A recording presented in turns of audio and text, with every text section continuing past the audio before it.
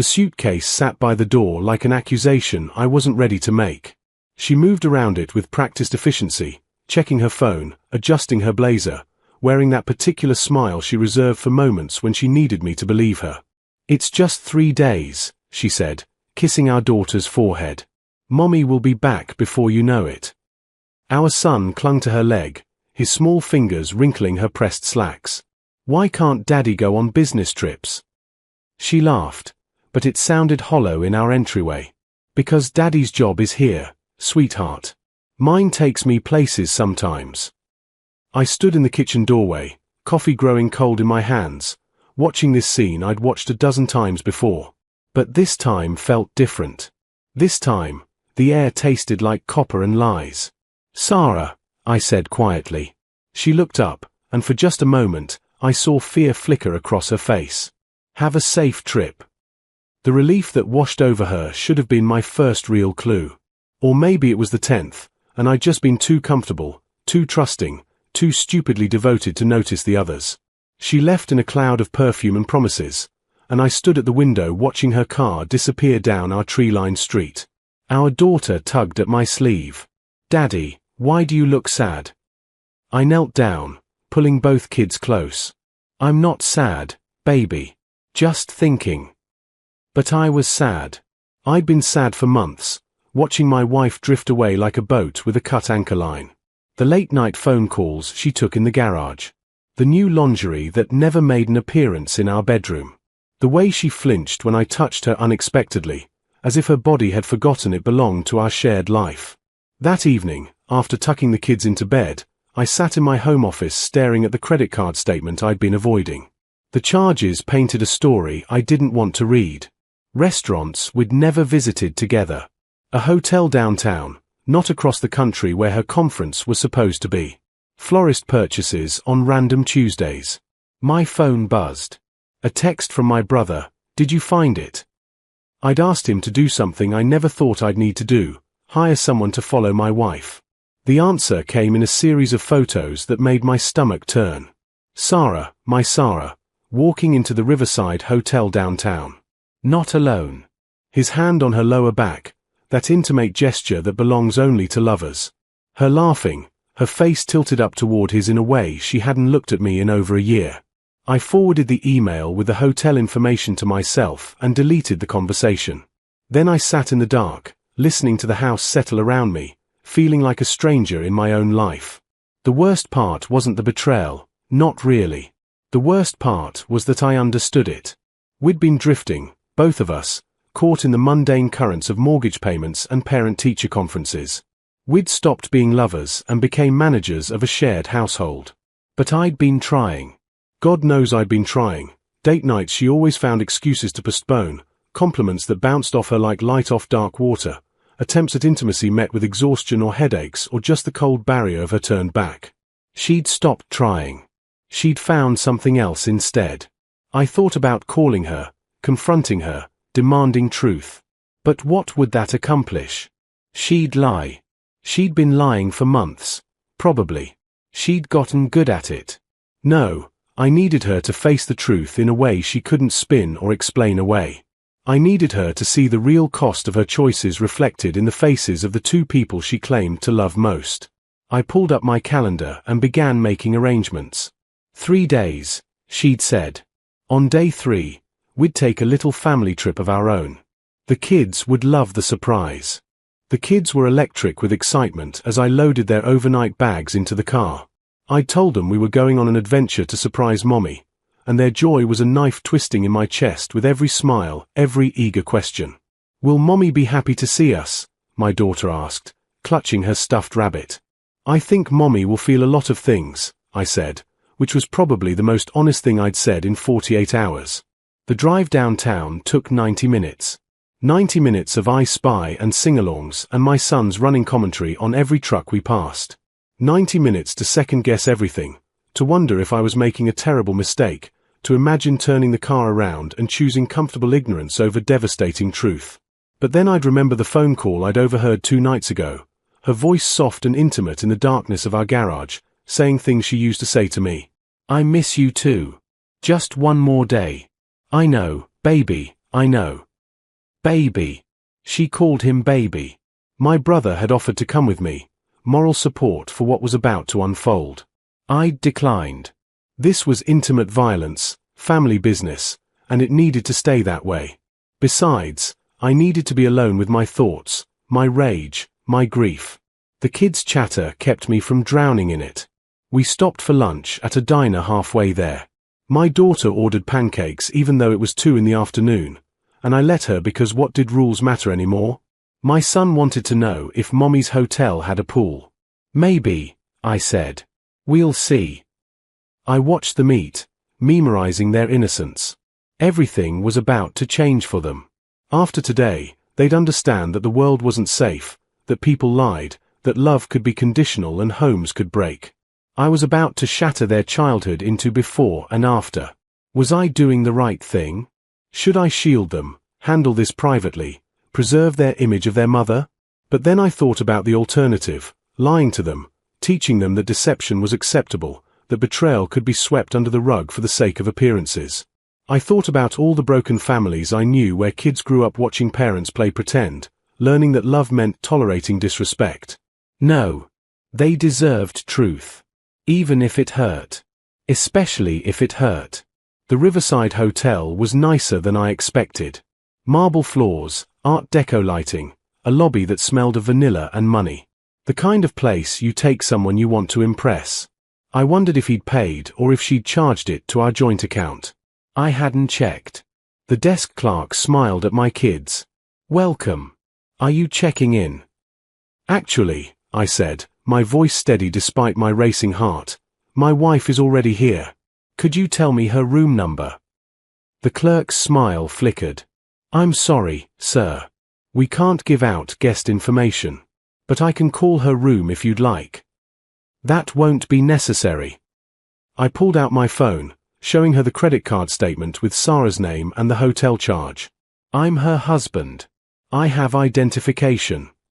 It took 3 managers and 15 minutes of polite insistence before they agreed to give me a key card. Hotel policy, they kept saying. Privacy concerns. I kept my voice calm and showed my ID and our joint credit card, and eventually, they relented. Room 412.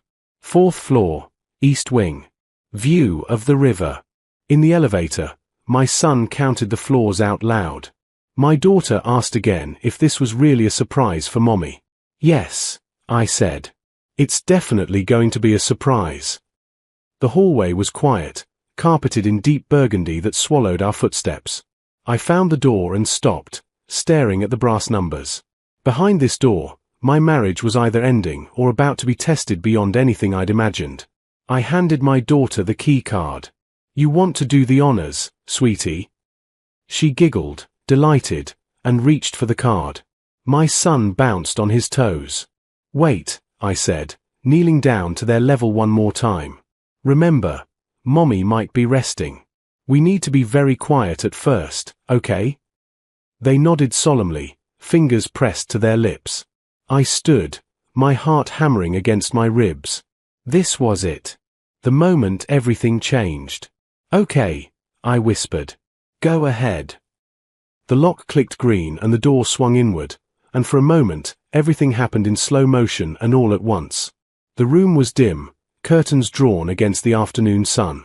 The bed was unmade, sheets twisted.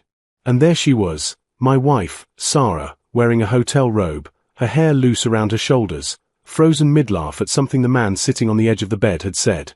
The man. He was younger than me, maybe 35, wearing slacks and an undershirt. His dress shirt hung over the back of a chair. Room service trays cluttered the desk. An open bottle of wine. The intimate debris of a life I wasn't part of. For a heartbeat, no one moved. Sarah's face cycled through confusion, recognition, horror. Her mouth opened but no sound came out. Then our daughter's voice, bright and innocent. Mommy. Surprise. Sarah stumbled backward, her hand clutching the lapels of her robe. Oh my God.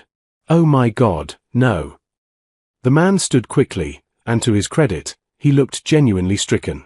Not defiant, not angry, just sick with the realization of what this moment meant. My son ran forward, arms outstretched, not understanding the weight in the room.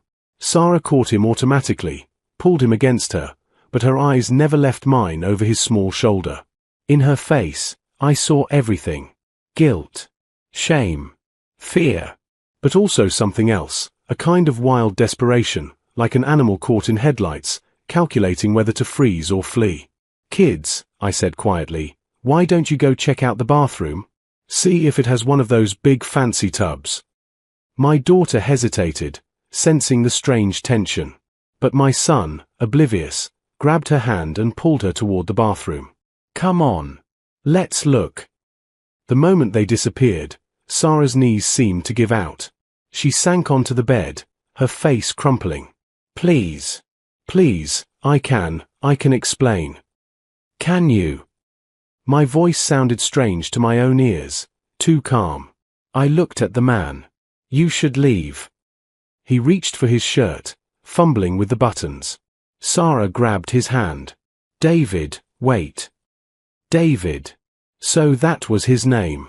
I filed it away with all the other details I'd been collecting, evidence for a trial I never wanted to have. "No," I said. "He should definitely leave. Now." David pulled his hand free gently. He looked at Sarah with something that might have been genuine affection, which somehow made it worse. "I'll call you," he murmured. "You won't," I said. "You'll delete her number and you'll forget this happened. Or I'll make sure your wife knows all about it." His face went pale. Of course he was married too. Why did I even expect anything different?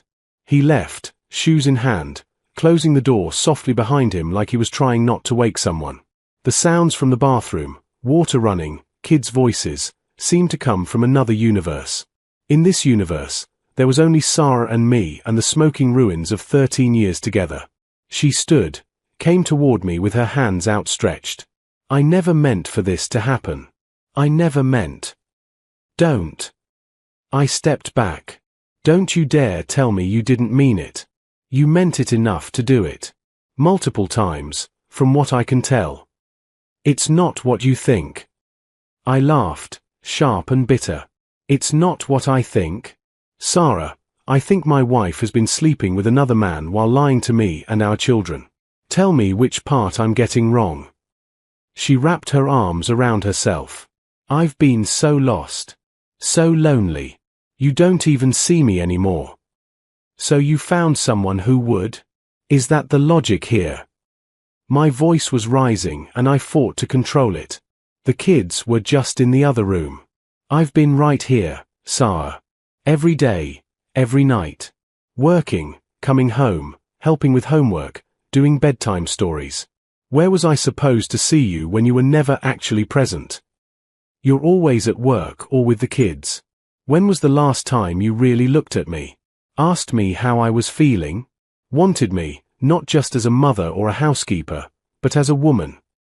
The accusation hung between us, and God help me, there was truth in it. We'd both been failing each other, but only one of us had dealt with it by betraying everything we'd promised. "So this is my fault?" I asked quietly. No, that's not what I'm saying." She was crying now, mascara tracking down her cheeks. "I'm saying I was drowning and I didn't know how to tell you. And then David was there and he listened and it just happened." "It just happened," I repeated. "Multiple hotel visits just happened. Secret phone calls just happened. Lying to our children about where you were just happened." She flinched with each accusation. "I want to fix this. Please. Give me a chance to fix this." The bathroom door opened and our daughter emerged, her face troubled. She'd heard raised voices, even if not the words. "Daddy, why is Mommy crying?" I looked at Sarah, at the woman I'd loved since college, at the mother of my children, at this stranger wearing her face. She was begging me with her eyes to protect her, to shield her from the consequences of her choices. I knelt down and pulled my daughter close, then called for my son. He came running out, his shirt wet from playing in the sink. I gathered them both in front of me, these two perfect pieces of a life that was shattering. "Kids," I said gently, "Mommy and Daddy need to talk to you about something important." Sarah made a small sound of protest, but I ignored her. I'd made my decision in the hallway. I'd made it when I brought them here. The kids deserved truth, not the lie of pretending everything was fine. Sometimes, I began, choosing words carefully. Grown-ups make mistakes. Big mistakes that hurt the people they love. My daughter's eyes widened. She was 8, old enough to sense the weight of what was coming. My son, only 5, looked confused but concerned. Mommy made a mistake, I continued. She has a friend, a man friend, that she's been spending time with in a way that's only okay for married people to do with each other. Do you understand? Like how you and Mommy kiss? My daughter asked. Yes, sweetheart. Like that. Her face crumpled as understanding dawned. But Mommy's married to you. That's right. And that's why this is such a big mistake. Sarah was sobbing now, her whole body shaking. Please, don't do this. They are too young. They're not too young to know when they're being lied to, I said, my voice hard. They're not too young to learn that actions have consequences. I turned back to the kids. My son had started crying too, not fully understanding but feeding off the emotional chaos around him. This doesn't mean Mommy doesn't love you, I said, pulling them both against me. She loves you very much. But Mommy and Daddy's marriage is broken right now. And we're going to have to figure out how to fix it, or if we can fix it. Are you getting divorced? My daughter's voice was so small. The word hung in the air like smoke. Sarah's crying intensified. I don't know yet, I said honestly. But here's what I do know. No matter what happens between Mommy and me, we both love you. You will always have both of us. We'll always be your parents. This isn't your fault, and you didn't do anything wrong. My son buried his face in my chest. I want to go home. Okay, buddy. We'll go home. Sarah moved toward us suddenly, desperately. Please, let me come with you. Let me come home. I'll end it. I'll never see him again. Please, I'm begging you. I looked at her, really looked at her, and saw someone I both knew completely and didn't recognize at all. This was the woman who'd held my hand during our daughter's birth, who'd cried with joy when our son took his first steps, who'd built a life with me brick by brick. This was also the woman who'd looked me in the eye this morning and lied, who'd chosen another man's comfort over our family's trust, who'd been willing to let me live in ignorance while she maintained her double life. You can come home, I said finally, and watched hope flare in her eyes. You can come home to get your things. You can stay involved in the kids' lives. But us. We're done. No. She reached for me, but I stepped back. No, please. I made a mistake. People make mistakes. You can't just throw away 13 years. I'm not throwing away 13 years. You already did that. The kids were watching this exchange with wide, frightened eyes. I needed to get them out of here, away from this scene that would probably haunt them for years. We're leaving, I said. Come by the house tomorrow when the kids are at school. Pack what you need. Find somewhere else to stay. Your sisters, a hotel, I don't care. But you're not staying in our home right now. You can't keep my children from me. I'm not keeping them from you. I'm keeping them from watching their mother disrespect their father under our own roof. I picked up my son, took my daughter's hand. We'll set up a schedule. You can see them regularly. But on my terms, Sarah. Not yours. You lost the right to make demands when you stopped respecting our marriage. She followed us to the door, still pleading. I love you. I know I hurt you, but I love you. We can go to counseling. We can work through this. I paused at the threshold, looked back at her one last time. She was a mess, makeup ruined, robe clutched around her, hair wild. She looked broken. Part of me wanted to comfort her, to make it better, to fix things like I'd always fix things. But I couldn't fix this. This wasn't a leaky faucet or a bad grade or a scraped knee. This was betrayal, fundamental and complete. And it wasn't my job to make her feel better about what she'd done. The person you're describing, the one who loves me, wouldn't have done this, I said quietly. Maybe she existed once.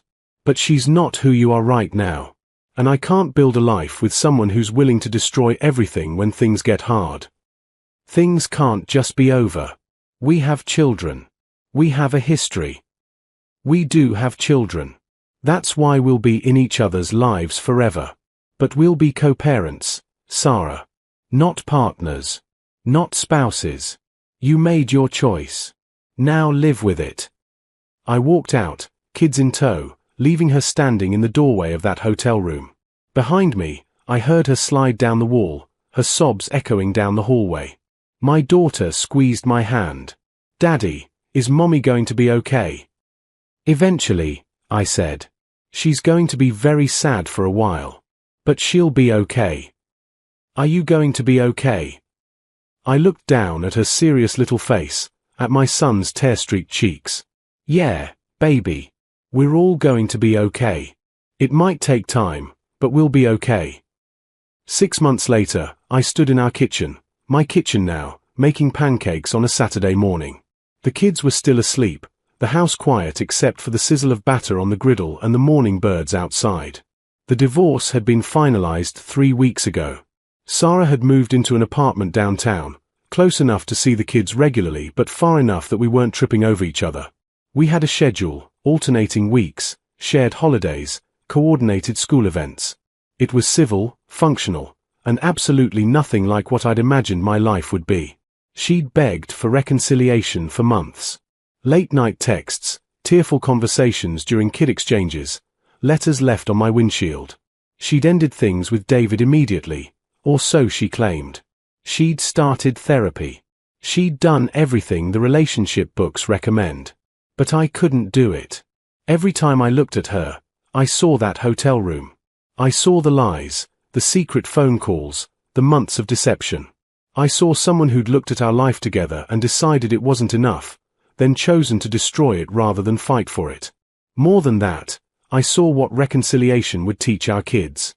That betrayal could be forgiven without consequences. That love meant accepting fundamental disrespect. That you could break promises and hurt people and everything would eventually return to normal if you just said sorry enough times. I wouldn't teach them that. I couldn't. The therapy helped. Both individual sessions and the co-parenting counseling Sarah and I attended together. We learned to communicate about the kids without devolving into arguments about the past. We learned to be in the same room without hostility. We learned to be divorced partners in parenting, if not in life. Sarah had her struggles. The kids told me about the nights she cried, about how she kept apologizing to them, about how her apartment felt lonely. Part of me ached for her, the part that had loved her for so long. But I'd learned to separate empathy from responsibility.